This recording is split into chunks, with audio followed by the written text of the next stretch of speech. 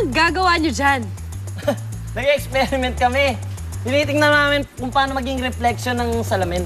Ako yung nananalamin at siya yung reflection. Tama. Pero, Ganun ba? teka lang, Bakit? parang may mali eh. Bakit? Ano yung mali? Kasi ako, ang ganda-ganda kong lalaki. Eto ang pangit! Ganun na! Ano ba yan? Hindi mag-away, mabuti pa. Panoorin nyo na lang itong experiment na ito gamit ang magic mirror. Okay? May dalawang klase ng salamin.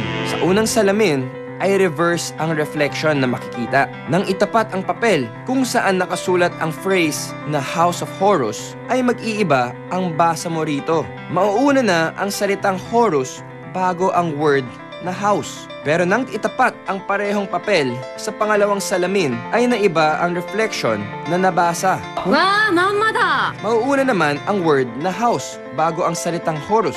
Paano nangyari na magkaibang reflection ang nakikita sa dalawang salamin?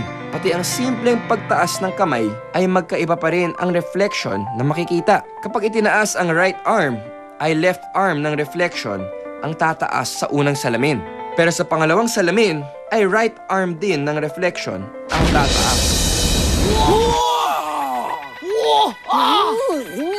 Ba't ganun? Doon sa kanila, kapag tinaas mo yung kanang braso ng reflection din yung tumataas. Wow! Ba't ang salamin na to? Kapag itinaas mo yung kanang braso mo, yung kaliwang braso naman ng reflection ang tumataas! Alam niyo kung bakit? Ha? Bakit? Kasi yung gamit niyong mirror ay isang ordinary plain mirror lang. At yung gamit nila ay isang special mirror na kung tawagin ay retro-reflector. Bel, paki-explain naman sa kanila. A retroreflector is a device that reflects light back to its source with a minimum scattering of light. Ang first mirror ay isang ordinaryong salamin kung saan ang reflection ng phrase ay nare-reverse. Ang second mirror ay halimbawa ng retro-reflector na kombinasyon ng dalawa o higit pang salamin na perpendicular sa isa't isa. Ang reflection ng phrase sa right mirror ay pa-reverse. Pero nang mag-bounce ito o mag-reflect sa katapat na left mirror, ay muling na-reverse ang reflection nito. Kaya parang bumalik lang sa tamang posisyon ang pagbasa ng phrase na House of Horus. I believe. Ayos! Galing na! Guys, may papahula ako sa inyo. Ano sa tingin niyo ang mangyayari kapag hinalo ko itong liquid na may red food coloring sa tubig na to? Siyempre, magiging pula yung tubig. Wala, tingnan natin. Oh! Wala nga. Di ba? Pula. Ito Wala. naman, kapag hinalo ko itong green liquid na ito sa tubig. Magiging kulay green ng tubig. Kulay green. Sige, try natin. See? Tama ka. Eh, itong kulay purple naman. Oh. Kapag hinalo ko sa tubig, ano mangyayari? Magiging kulay purple din. Oo. Oh, siyempre. Subukan natin. Wow! Ba't ganun? Wow! Ah! Magic o science? Magic! Magic! Magic. O, tuloy pa natin, ha? O, ito naman. Pag hinalo ko ito dito, ano tingin niyo ang mangyayari? Siyempre, magiging Purple purple din. din. Purple pa rin, hula nyo. Tingnan natin. Wow! Ba't naging green? Pareho sila. Pareho. O, dito. Eh, siyempre, magiging ganyan Magiging na rin ganyan yan. ulit. May magic Sige, yan. tingnan natin. Ah!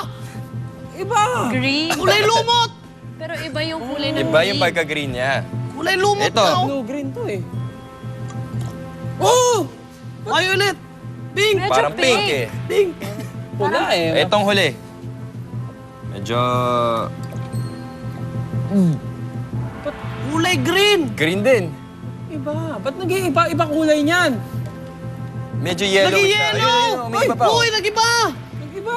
Ba't ganun? Oh. Nag-iba ang kulay! Wow! Umiiba yung kulay. Oo! Eh, Ulan. Dalaw. Tapos nag-iba na naman ang kulay!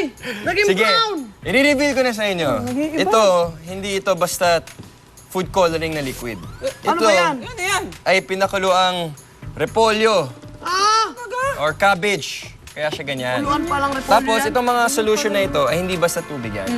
Ano yan? Ito, yung una ay water with baking soda. Ah, kaya pala. Okay, ito naman. Pangalawa, tanan, lye. Ay! Lay! Next, vinegar. Ayun. Suka! Vinegar. And last, Yung medyo may amoy, kaya natin tinakpan. Kaya pala ang tapang. Ammonia! Ammonia. Galing ha? Ano, believe na kayo? I believe! Rewind na! Madali lang intindihin ang scientific logic sa likod ng color-changing liquid. Ang pagbabago ng kulay ng tubig sa graduated cylinder ay ang pag-react ng acid at base solutions nang haluan ito ng pH indicator na katas ng repolyo. Ang pH indicator ay isang halochromic chemical compound na dinadagdag in small amount sa isang solution para ma-determine ang pH o ang acidity at basicity nito. Nang maghalo ang purple liquid sa beaker at ang water solution sa graduated cylinder, ay nagkaroon lang ng chemical reaction na pag-iba ng kulay. Ang baking soda with water, naging blue. Ang vinegar, naging red. Ang lye, naging green. At ang ammonia, naging yellow. I believe. Ayos! Galing na!